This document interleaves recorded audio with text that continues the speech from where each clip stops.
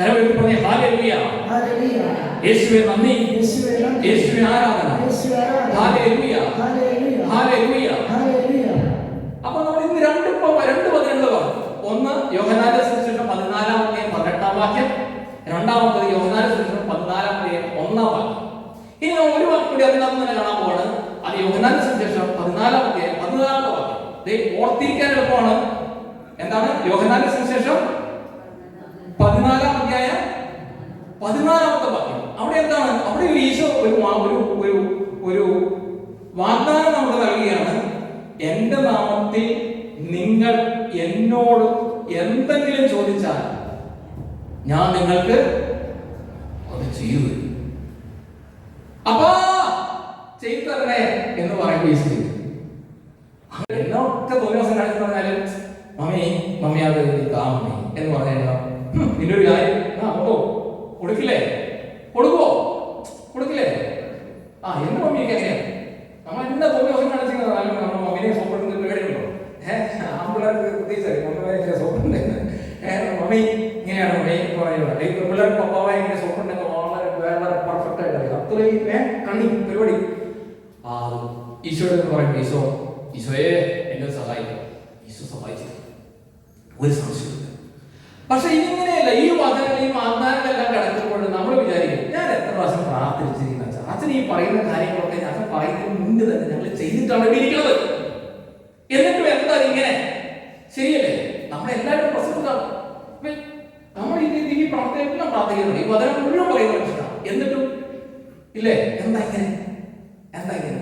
അപ്പൊ നമ്മുടെ വിചാരം പറയും നമ്മൾ സോ പെർഫെക്റ്റ്. നമ്മൾ സോ പെർഫെക്റ്റ്, നമുക്ക് ഒരു കുഴപ്പമില്ല നമ്മൾ വിചാരിക്കുന്നത്. അല്ല, നമ്മൾ പെർഫെക്റ്റ് അല്ല. ഞാനിങ്ങനെ ചില സ്ഥലത്തെ ക്ലാസ്സിൽ പറയുന്ന ഉദാഹരണം, നമ്മൾ ഈശോ എന്ത് ചോദിച്ചാൽ ഈശോ നമുക്ക് തരും. തരാൻ ഈശോ ഒരുങ്ങിയിരിക്കുന്നത്. ഈ ഈശോ ഇങ്ങനെ വിളമ്പി തരാൻ വേണ്ടിയിട്ട് വരുമ്പോ നമ്മളൊരു പാത്രമാണ്. ആ പാത്രത്തിലേക്ക് ഈശോ നോക്കും. ആ പാത്രം വൃത്തിയുള്ളതാണെങ്കിൽ ഈശോ സന്തോഷത്തിൽ വിളവും. വൃത്തിയില്ലാത്തതാണെങ്കിലോ ഈശോ പറയും വൃത്തിയില്ല, വൃത്തിയാക്കി കഴുകിക്കൊണ്ടു വന്നു ഞാൻ വിളവാം എന്ന് ഈശോ പറയും. ഇതാണ് സംഭവിക്കുന്നത്. അല്ല, നിങ്ങൾ നിങ്ങളുടെ മക്കൾക്ക് ഭക്ഷണം കൊടുക്കുമ്പോൾ ഏതെങ്കിലുമൊക്കെ മോശം പാത്രത്തിൽ നിങ്ങൾ ഭക്ഷണം വിളമ്പിട്ട് കൊടുക്കുമോ? നീ വേണം കഴിച്ചാൽ കൊടുക്കുവോ? പിന്നെ നീ നല്ല പാത്രം വെച്ചു നീ നമ്മുടെ എടുത്തോടാ പറഞ്ഞിട്ട് കൊണ്ടു വെച്ച് കഴിയുമ്പോൾ വെള്ളം കഴിക്കൂലേ? എന്ത് പറയണ പോലെ തന്നെയാണ് ഈശോ. അല്ലാണ്ട് ഈശോയ്ക്ക് നമ്മുടെ യാതൊരു വിരോധമില്ല. ഈശോ നമ്മൾ ഒരിക്കലും അനാഥരായി വരികയില്ല. ഈശോ നമ്മുടെ പക്കലേക്ക് വരും. ഈശോ നമ്മളിങ്ങനെ ചേർത്ത് പിടിക്കും. നമുക്ക്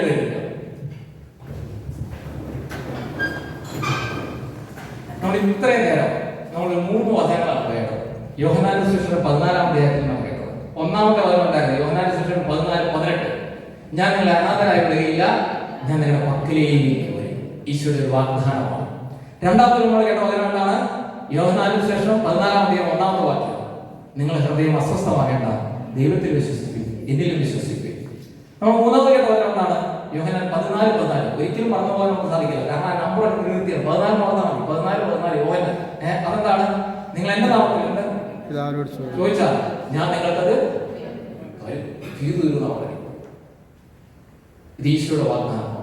ഈ വാഗ്ദാനത്തിൽ വിശ്വസിച്ചുകൊണ്ട് നമ്മൾ ഇപ്പോൾ ഈശോയോട് പ്രാർത്ഥിക്കാൻ പോകും.